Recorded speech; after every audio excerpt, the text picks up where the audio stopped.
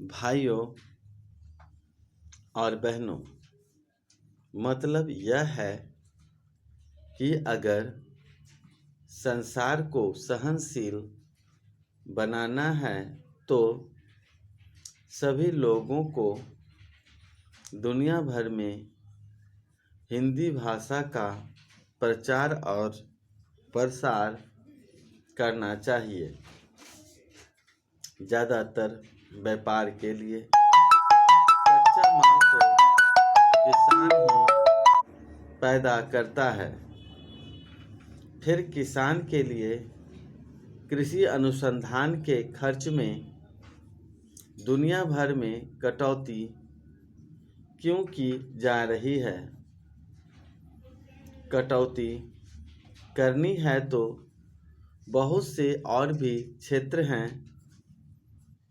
अमीर देश सन 1990 में खेती बाड़ी को आगे बढ़ाने के लिए जो सहायता दे रहे थे वह थी $12 अरब और 10 साल बाद 2000 में $2 अरब की कटौती कर दी और यह $10 अरब रह गई। तो पूरी दुनिया की खेती बाड़ी से जोड़ने की ज़रूरत है, तभी ये दुनिया आपस में लड़ना मरना बंद करेगी। मेरा बस चले तो मैं हिमालय की सबसे ऊंची चोटी सगरमाथा, जिसे दुनिया एवरेस्ट कहती है, पर चढ़ूं और पूरे जोर से आवाज़ लगाऊं कि ये धरती के वासियों, बंदूकें छोड़ो और हल उठाओ।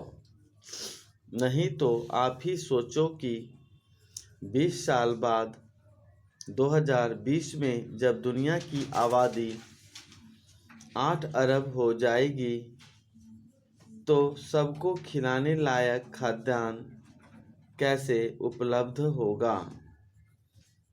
उस समय चीन को भी बाहर से गेहूं मंगाना पड़ेगा। सामान्य से भारत के बारे में तो कृषि विशेषज्ञों का यही अनुमान है।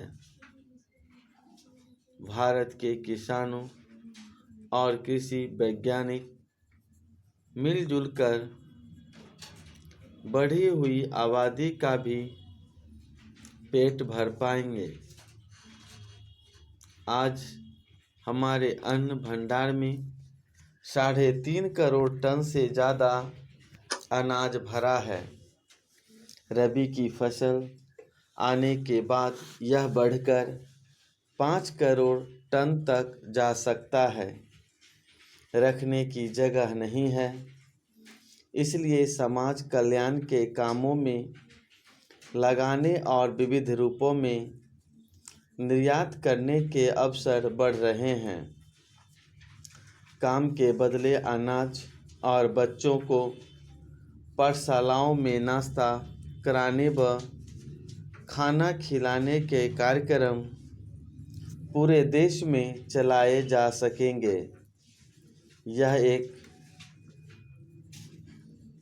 तरह से दूसरी कृषि क्रांति का ही नतीजा है कि हम 101 करोड़ से ज़्यादा आबादी को अपने खेतों में उपजाई फसल से ही खाद्यान्न उपलब्ध करा रहे हैं। खाने वाले तेल की कुछ वर्ष पहले कमी हुई थी। हमने पुरजोर कोशिश की पिछले कुछ वर्षों में आयात को घटकर प्रति वर्ष 300 करोड़ रुपए का हो गया। वहीं तिलहनी फसलों और उनसे उत्पन्न पदार्थों का निर्यात 8 गुना बढ़कर 2500 करोड़ रुपए से ऊपर हो गया। यह सब फल है किसानों, वैज्ञानिकों और प्रसार कार्यकर्ताओं के अथक प्रयास का। इस प्रगति में आज कृषि वैज्ञानिक का योगदान किसी से छुपा नहीं है। इसे सारी दुनिया मानती है। जहाँ भी भूख है वहाँ लोग भारत की मिसाल देते हैं कि देखो, इस महान देश ने भूख की चुनौती का किस तरह डटकर सामना किया। आज जब निर्यात के अवसर खुले हैं, विश्व का परिवेश बदल रहा है, सारी दुनिया के बाजार खुल गए हैं, सौभाग्य से दुनिया में शाकाहार भी बढ़ रहा है। इस समय हमारे विविध व्यंजनों को विश्व बाजार में प्रचलित करने के बड़े मौके हैं।